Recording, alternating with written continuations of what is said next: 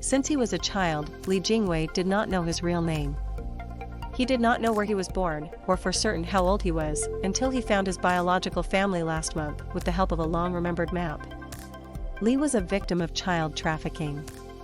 In 1989, when he was 4 years old, a bald neighbor lured him away by saying they would go look at cars, which were rare in rural villages in China. That was the last time he saw his home, Li said. The neighbor took him behind a hill to a road where 3 bicycles and 4 other kidnappers were waiting. He cried, but they put him on a bike and rode away. Li Jingwei holds a map he drew from memory of his childhood village as he poses for a photo in Langkou in central China's Henan province, Wednesday, January 5, 2022/AP.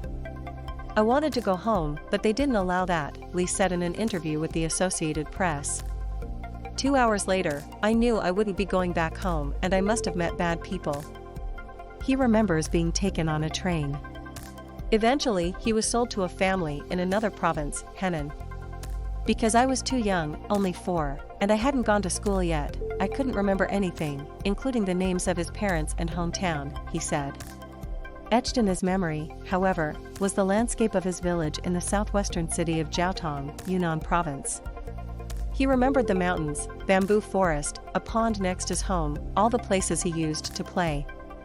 A map Li Jingwei drew from memory of his childhood village is shown in Langkou in central China's Henan province, Wednesday, January 5, 2022/AP. After his abduction, Li said he drew maps of his village every day until he was 13 so he wouldn't forget.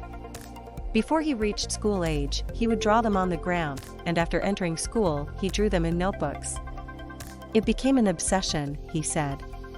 More than 30 years after his abduction, a meticulous drawing of his village landscape helped police locate it and track down his biological mother and siblings.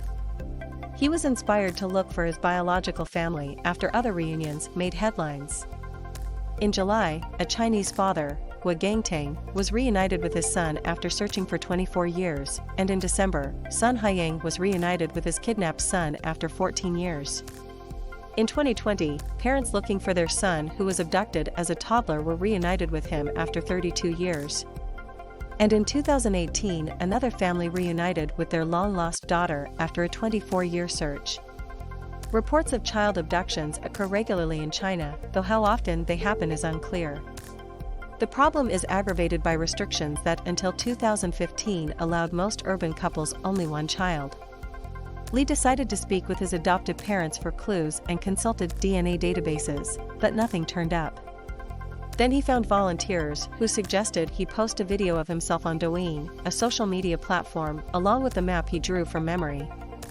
It took him only 10 minutes to redraw what he had drawn hundreds, perhaps thousands of times as a child, he said. That post received tens of thousands of views. By then, Li said police had already narrowed down locations based on his DNA sample, and his hand-drawn map helped villagers identify a family. Li finally connected with his mother over the telephone. She asked about a scar on his chin, which she said was caused by a fall from a ladder. When she mentioned the scar, I knew it was her, Li said. Li Jingwei, with back to camera, is reunited with his mother in Langkou in central China's Henan province, January 1, 2022.